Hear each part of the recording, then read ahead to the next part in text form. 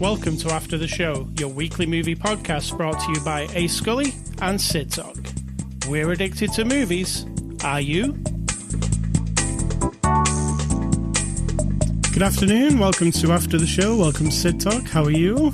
I'm good. Did you turn on the neck? I did, yes. I'm good at all this stuff. So we're testing some wireless little microphones. Wireless lavalier microphones. Lavalier. So that's the before the after the show. Super exciting. Me playing The Sims and you dawdling with the audio. Mm-hmm. Everyone loves it. It's super exciting. Drinking some tea. Drinking some tea and some popcorn. Yes. So me pre-discussing this movie and an idea in this movie that really gets me fired up. So let's go. Pre-discussion. The before the after the show discussion. Yes. So let's get on with After the Show, Sid Talk, the movie review podcast that is brought to you every week from me and you. Fantastic. All right, Saturday, February the 10th. This is After the Show number 825. We look at a new movie every week, and this week we're looking at the movie The Royal Hotel. It's a 2023 movie, out now on streaming services, rated R, from our friends at Neon. Sid Talk, give us the synopsis of the movie, The Royal Hotel. Two young women on what appears to be a vacation take a job in a bar to make some extra cash, and it's fucking awful. There's your F word for the day. I'll give you the one off the box.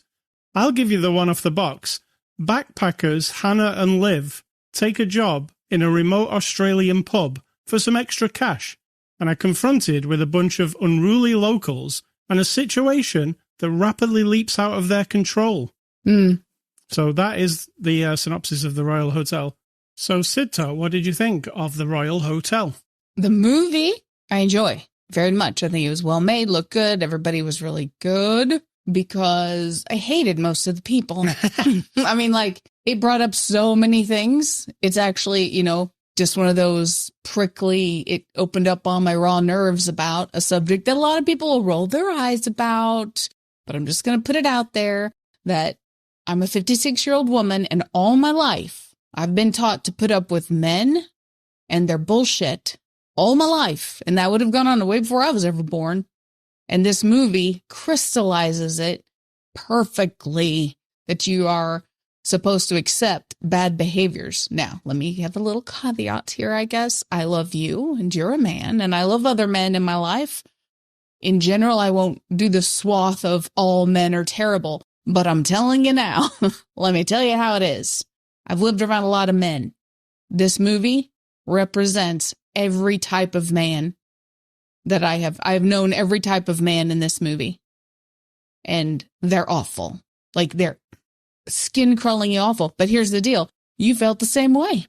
Yeah, for mostly this movie is really anxiety-inducing. Absolute anxiety the entire time. And Ruth, I'm going to call her Ruth, but that wasn't her name.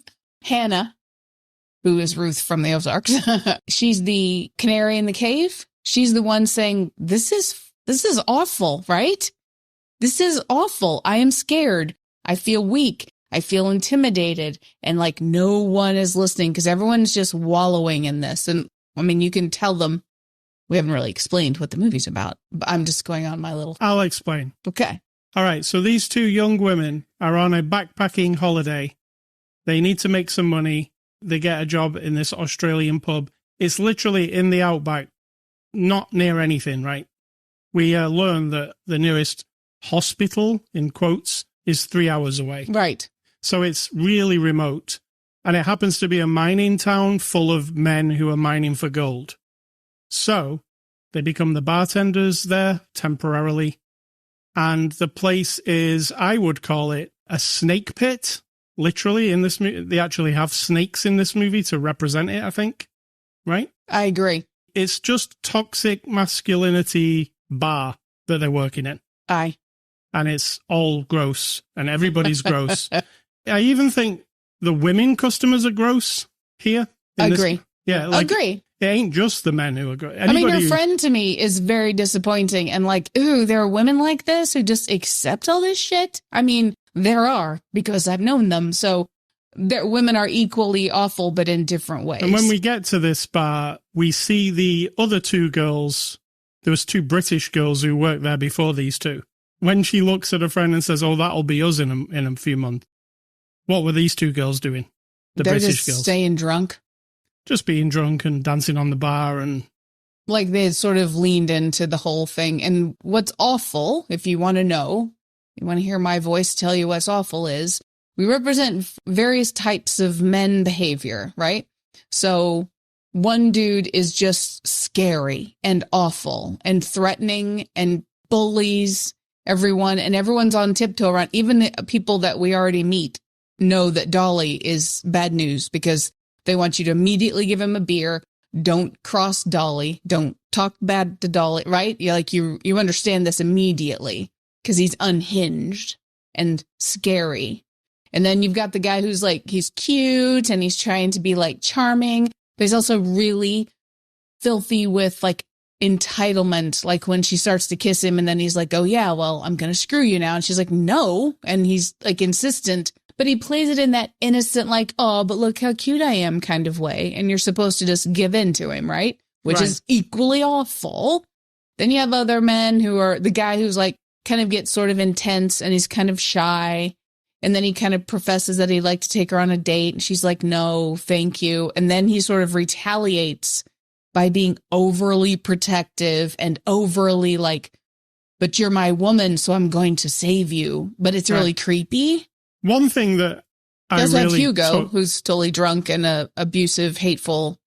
One thing I really took from this movie is how I was trying to navigate the people in the room, you know, like these two ladies were.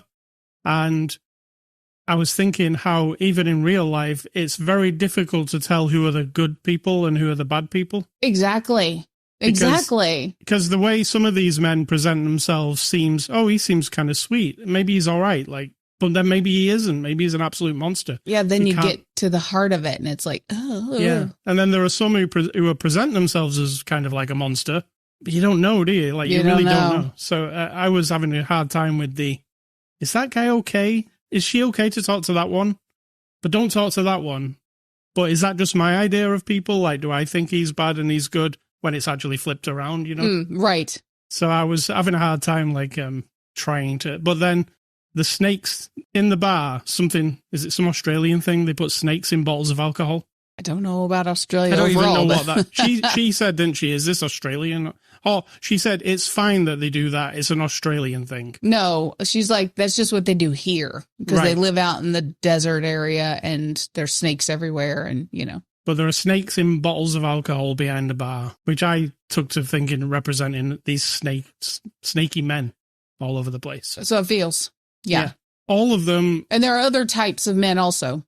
The drunk, hapless owner, the guy at the end of the bar who's just sort of like, "Yep, this is how it is. Just deal with it," and not protective or interested in anyone's safety or security or like, and you said it too, the women at the bar they're just wallowing in it and they're accepting it and they're awful as well. It's just a world of people that made me have very bad feelings in my stomach. Then there's even the guy who delivers the produce to the place. And there's a bit of racism, undertone stuff there going on. Yes. Yeah. I mean, it's all horrible, like every single... Yes. And every moment of it. I think it's pretty effective as a movie because I just felt I wanted them out of there. And it was like a horror film, but it wasn't a horror film. Yeah, I was waiting because I knew nothing about this whatsoever, right? So I don't know if it is leading up to horror or weirdness or if all of a sudden...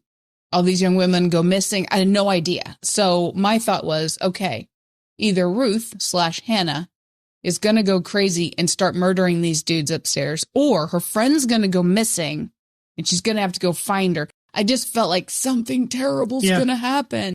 I would say the first 40 minutes, it's almost presented to you like a horror film. Like you're kind of familiar. You're like, oh, some girls backpacking. Oh, here's this place. Oh, it doesn't seem nice.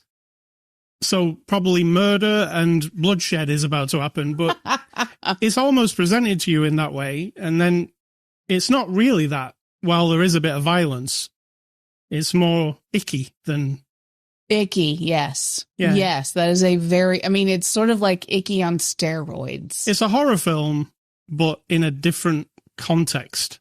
The horror is men. These men. These particular men, yeah. Even I'm trying to be nice about it, but and it's scary. Like, there's some scary imagery, like where she opens the bedroom door where they're living, and there's a customer, man, just walking in the hallway like a zombie. Yeah. Like, he isn't like a zombie. He's drunk. But he's just, what is he doing? Is he prowling? Yep. Yeah, like looking for some women? Yes. Yeah, and it's scary. And then she goes and shuts the door, and I was like, well, there's nothing you can do if this man decides he wants in, so it's terrifying. And absolutely terrifying, yes. That's pretty much what the whole movie is. It's just, there are men, they're the monsters, they're the zombies, they're the werewolves, whatever they're supposed to be. They're the scary part of the movie. The unpredictability of it, the opening scene where they first get there and they work their first night in the bar, and it's really, really loud, and you can't really hear what anybody's saying, and it gives you anxiety. That part, I was like, ugh. And they also contrast that with, at the beginning of the movie, they're in a nice nightclub on a yacht kind of thing, right? Yeah, I mean, it's a party boat. But they contrasted it. Yeah. Even in this nice nightclub, it's really loud with the music. There are men doing predatory things, right? Trying to get with the women. It felt like it, yes. Move to this disgusting pub in Australia. It's the same thing. Loud music, men trying to be predatory. And awful. They call her the C word. Even as far as the girls being bartending, they're not respectful to them. I think what we're explaining here, just like repetitively, is exactly the feeling you get that there is no escape from the expectation that you're supposed to accept this behavior. All the different behaviors are awful, oppressive, suffocating, dangerous, all of it. And you're just supposed to, like, she seems to be the one who's like kind of stuck up or prudish, and they call her terrible names like that. She's sour and stuff because she's not going along with it. And that's what this movie does beautifully. And if anyone's opposed to exploring these ideas, they're going to feel very insulted, right? They're going to be like, oh, this is anti-man. No, this is anti-bad man behavior.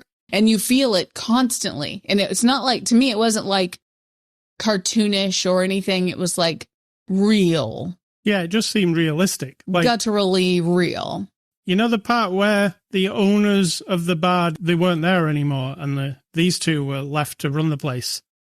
That part, it felt like it was getting out of control. Like, how the hell are you supposed to contain what's happening here if you're in charge of it? It's a crazy film. I mean, it isn't, though, is it? It's just a slice of life type thing. Yeah, and I'm going to predict what some of the reviews are. There's definitely going to be somebody who says it doesn't really go anywhere, or nothing happens, right? Yeah. Yes, stuff happens. It's not like nothing happens anyway, is it? It's actually got a story front to back. Yeah, it's constantly something happening, but it's all very internal. And a lot of people don't like that. It's more of a, something like American Honey, where you're just following some people. Absolutely. Seeing stuff happen, and then it ends.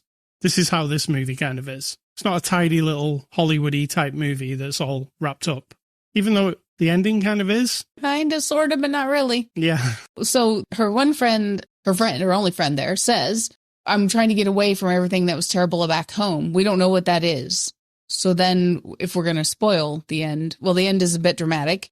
And then you wonder, like, oh, what were they getting away from? Right? Oh, in their life. You know what I'm saying? Did they do something similar?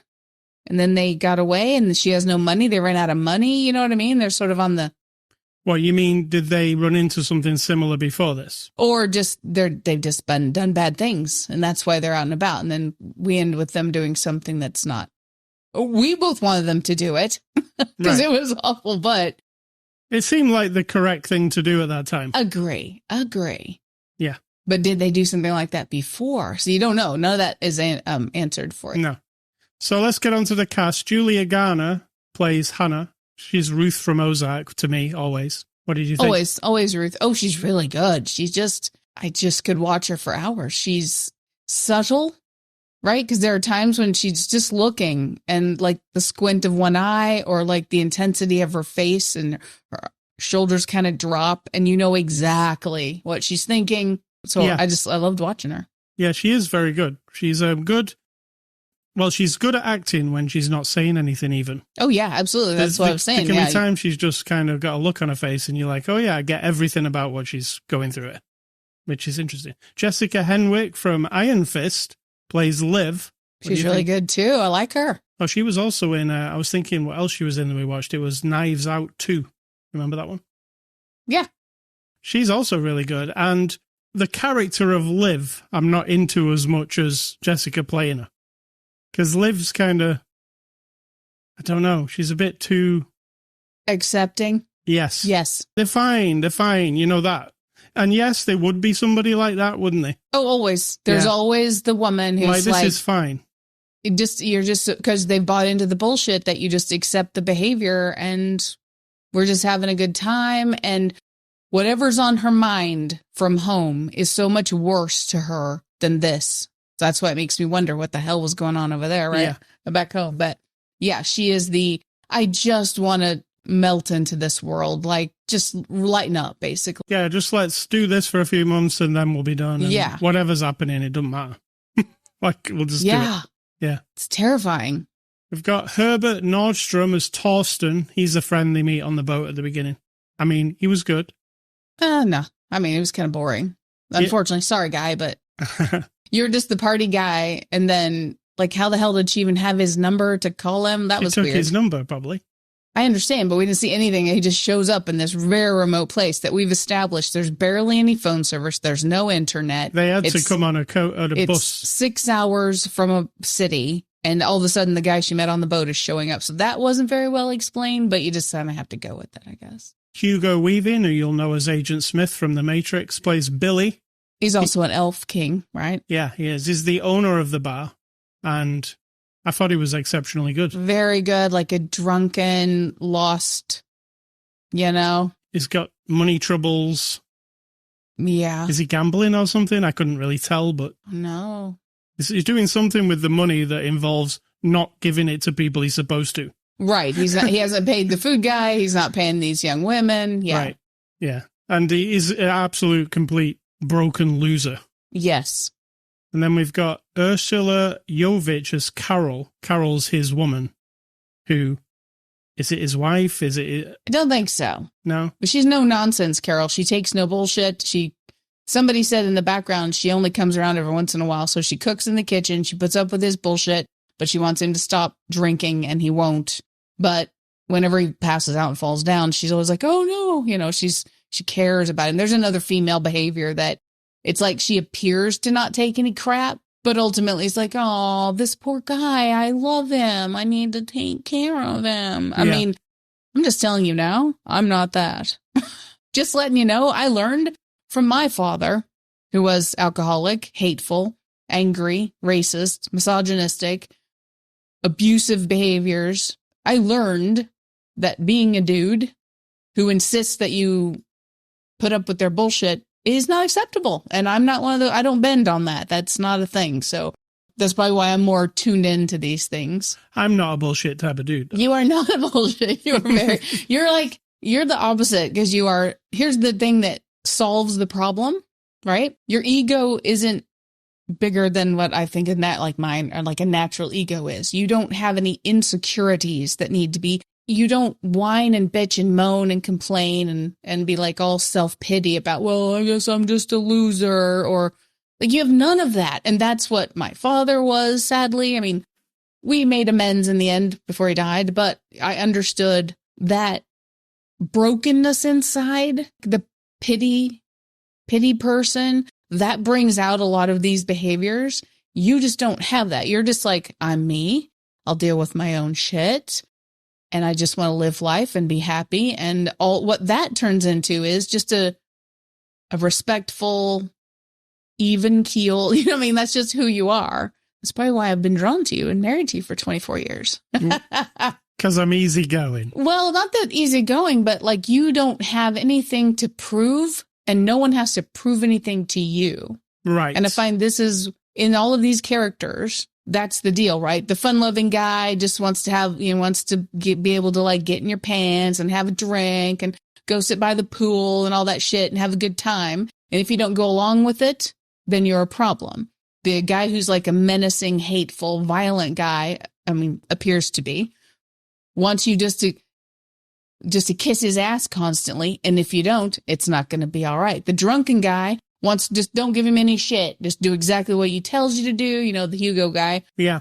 And don't cause him any reason to have to act like a grown-up or take any responsibility, because then you're a problem, right? That's what that insecurity and the brokenness inside all comes from. You don't have that. So I didn't see anyone in this movie. There was no person represented in this movie who was like you. Well, there was no reasonable Sadly. people, really. Ruth/Hannah, she's the reasonable one. Yeah. And yet she gets insulted for it. Yeah. So we've also got Daniel Henshaw as Dolly. Now, Dolly is a nightmare. Oh, yeah. Appears to be. Not just appears to be, that where he's giving a shit behind the bar. Oh, God, yeah. And then some regular people come in on their anniversary. And they're just there to drink, and he's just yelling the C word at them and being just a total knob. Right? But see, I have seen my father in my life do that, to where everyone in the room, strangers, everybody cowers, and they're like, okay, well, if we just keep him happy and don't upset him too much, right, then we'll all be fine. So everybody just keep your cool. And that was portrayed perfectly in this movie, because she's really on edge. She's trying to protect these customers to a degree, but it's really hard. It's impossible, right? So I felt like if I'm getting that vibe, I think that was done very well. We've got James Freshville as Teeth. Now, he's a guy I was like, is he all right? Is he the one that's decent out of all these people? Right. Turns out, no, he's not. Yeah, especially that end sequence where he did some stuff, but then he thinks because he defends her. That's fine. Now you should be my woman. He's entitled to you to feel like, oh, what a nice guy. Yeah. Ugh, fuck that. It's so gross too. And again, it's just like, wow, whoever, the lady and the dude who wrote it, they just nailed every single thing. And Toby Wallace as Matty. He's another one where you're like, is he okay? Is this the guy who's the all right guy out of all these people? Right, the party guy. Yeah, he seems just like a guy, just wants to have some fun, but does he? No, ultimately, he's there to defend the bad actors, the bad guys, and to go along with them, and to not be a shield or anything, but deflect, hey, let's just have a good time. Come on, everybody. Yeah. He's that guy. This is directed by Kitty Green. She also directed The Assistant, which is another movie with Julia Garner. Not seen that one yet, but what do you think of this one? Directing. I thought it actually looked really good. Yeah, it looked gorgeous. I mean, and the set's very ordinary. Not ordinary as in not well done. Ordinary as in sort of a broken down bar with a lot of shit sitting around. It's kind of gross, right? Filthy-ish. Yes. The building is kind of, the pool is empty and it's just like a circle of rocks that the pool is. It's all very mundane, and yet it's beautiful because of cinematography. So I don't know if that's directing, but that would be part of it. And getting these performances out of people, I think, is a key that you have to look for in a good director. And I think it was awesome. And this lady, Kitty Green, she saw a documentary called Hotel Coolgardie, which is actually almost the same story as this movie, but it's a documentary, a real life. It's actually what happens in this movie mostly is kind of based on a totally real thing. Right. Which is pretty interesting. I didn't know that until after the movie had finished. So, IMDb reviews, what are those? Those are where some people are going to come and say, this movie is woke, it's anti-man, it's anti-masculinity. It's a waste of time. Nothing happens. Am I right? Probably. Let me see. So the 1-star reviews. There are 11 one-star reviews. I'll read 3 of them. This one says, nothing happens and then it ends. Nothing happens. I went to see this movie because I like Julia Garner from Ozark, and it said it was a thriller. Unfortunately, it's not a thriller. It's a lie. Don't go and see this movie. You won't be able to get your 90 minutes back. Classic. It's a classic. Second one says, please avoid this trash. You just know something bad is going to happen as they tell you that in the movie description. No, they don't. It's called the Royal Hotel. Oh, in the description. They keep feeding you this throughout the entire movie. Then nothing happens. Nobody does anything bad at all. What the hell? What the hell? And with 5 minutes left, you literally don't care because there is nothing. And the third one says, the marketing sells this movie as things it is not. I think it's a feminist thriller, and it sucks. A feminist thriller? Basically, all these one-star people say that it's a yawn fest, nothing happens, it's a waste of the time, and I live in Australia and pubs are not like this. There are going to be some, and they're going to be everywhere in the whole world. So this is not an Australian thing. But it might put you off pubs in the outback of Australia. You might be thinking to yourself, I mean, you'd be kind of dumb if you thought that. I mean, it's a movie after all. It's not like proclaiming.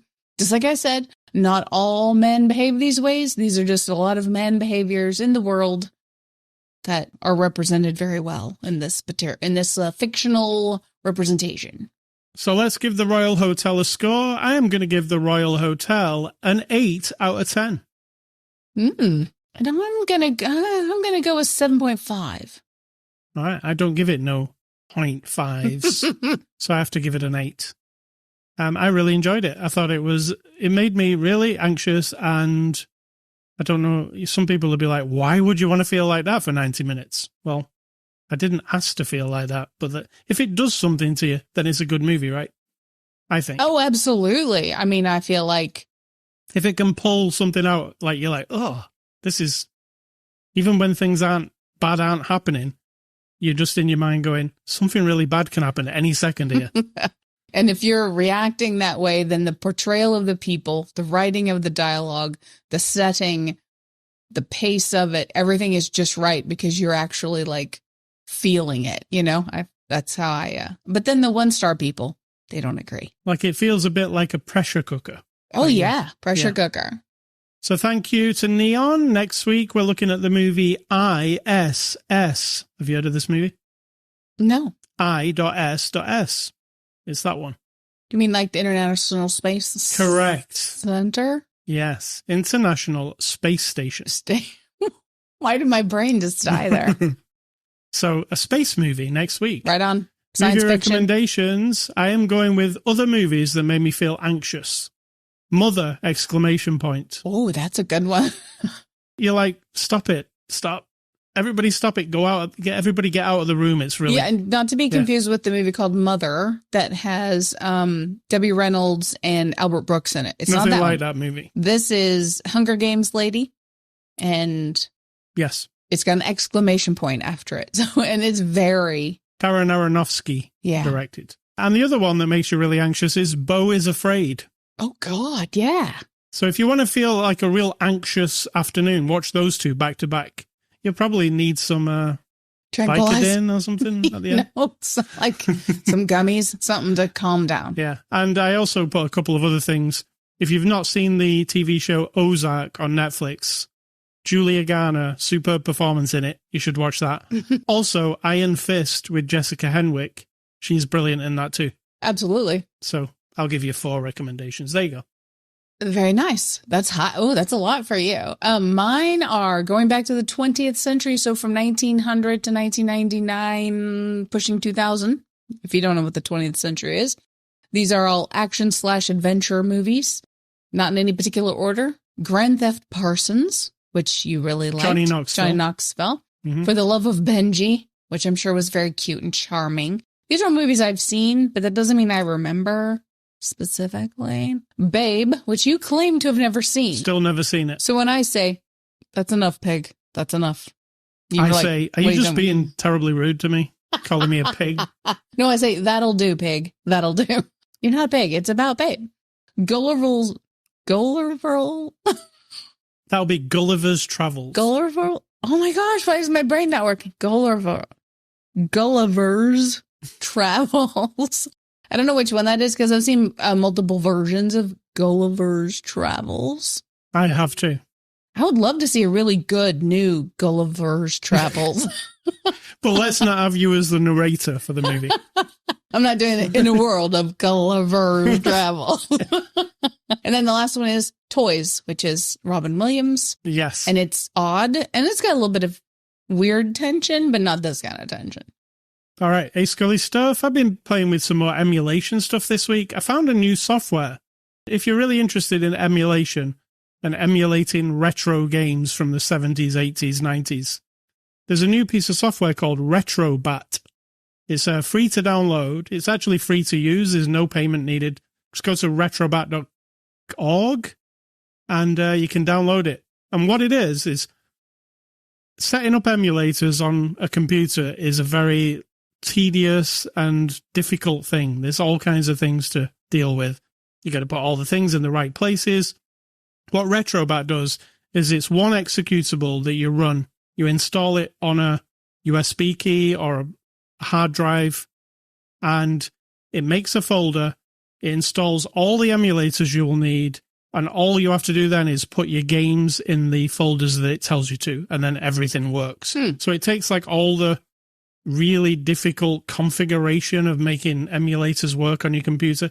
It throws all that away, and basically you just put your games in the folders, you press run, and you'll get a menu with all your games on it, and every game you click will work. It'll find the right emulator, find the right settings.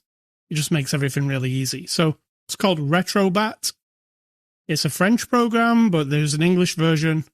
It works really perfectly. You literally just install it, throw your games in, everything works. And if you want to make your own arcade machine kind of thing, it's the perfect interface to do it with. Sid Talk, what's for dinner? Tonight we'll be having pot pies, and we're telling you that because we're vegetarian and people seem to still be weirded out about people who don't eat meat, and we don't care what you do. You can eat your own foot if you want to. You're going to eat someone else's foot, make sure you get their permission. We don't care. Also, it's not. If you're going to eat somebody's foot, make sure you use seasoning because they're pretty bland. How do you know? How would you know? I don't want to know. I don't want to know. That's some bad man behavior, eating someone's foot. I didn't even know that one existed. Yeah, so that's why I'm telling you we're having pot pies. They're plant-based. Mine is actually broccoli and cheese. We're not vegan because vegan is hard and it's a life philosophy. Look it up. It's not just like, oh, I don't eat meat and cheese and eggs and whatnot. We're not that. We just don't eat the meat part. And so mine is broccoli and cheese and yours is plant-based meat stuff and vegetables and whatnot. Plant-based meat stuff. Plant-based meat-ish stuff. I wish we could just call it something else. I mean, it's just delicious vegetable protein. Yeah, mushroom and vegetable protein that's flavored in a way that's pleasant to consume. I mean, that's it. All right, Sid, so what's your advice? And let's get out of here. I think my advice has already been covered. All right. But it's not advice, so my advice is not always advice. But I've been watching Bewitched recently, like all of Bewitched, because you got it for me. Yes. And I know this because I said in the beginning, all my life I've been taught to put up with really bad behaviors for men's ego and they're delicate, really, and blah, blah, blah, you know. And I'm watching Bewitched and I'm like, oh my God. It is like life lessons in how to put up with bullshit. And even though I love it, don't get me wrong, I'm not slamming it. I'll still watch it all. And it's amazing. I love it. But there's so much bad behavior in one episode of Bewitched, right? A comedy about a witch who's married to a dude and she promises not to be a witch. And then she is, of course, if you've never heard of it or seen it, where have you been? One of them is an abusive boyfriend of a woman. The woman moves to the house next door. She says, I had to move because he's going to murder me. And then the laugh track goes off and she's like, he's going to murder me. So I had to move here. And then the mover who helped her, because her boyfriend was a famous football player, told him where she is. And then she's like, oh no, he's going to come here. And then he's really hateful. He bounds down the door. He punches somebody in the face. And then it's like, oh, but you know, he's trying. And then the story is to go back with the abusive boyfriend and everything's fine and everything's cute and blah, blah, blah. And I was like, wow. If you were absorbing that. Now, as a child, that didn't work on me because I was living a different life than that, where I guess I learned not to forgive and let it go and all that stuff. I mean, it's also not my personality. But I thought, and then I think about all the TV shows and movies, and I listen to old radio shows as well. And while there's always a hint of strong, independent women, it's knocked back constantly by men's fragile egos, bullshit masculinity. The woman gives in the end, or loses, or is murdered in the end, like for real. And we're taught that, like, that's just how it is. That's the entertainment that we're taught. Right now, we're living in a time when, okay, you might be listening to this in 100 years and you don't know what I'm talking about, but there's American football, and one of the famous guys is dating a very famous young woman, Taylor Swift. And you have said that you've heard people say, this sport is for men. And now women are starting to watch it and ruin it for me. Yes. Because Taylor Swift is at the games, or the story of their love story or whatever, because she's involved. And this is 2024. And that's still a thing. I mean, my goodness, right? It's really pathetic when you think about it. People don't want to think about it because it's kind of crushing and it seems hopeless.